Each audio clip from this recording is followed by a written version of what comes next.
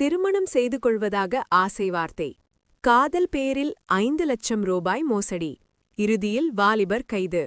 கடலூர் மாவட்டம் பண்ருட்டி அருகே சிறு தொண்டமாதேவி பகுதியைச் சேர்ந்தவர் துரைராஜ், வயது 27. சென்னையில் உள்ள தனியார் நிறுவனத்தில் வேலை பார்த்து வந்த இவர், அதே நிறுவனத்தில் பணிபுரிந்த திண்டிவனத்தைச் சேர்ந்த 27 வயது இளம்பெண்ணை காதலித்து வந்துள்ளார்.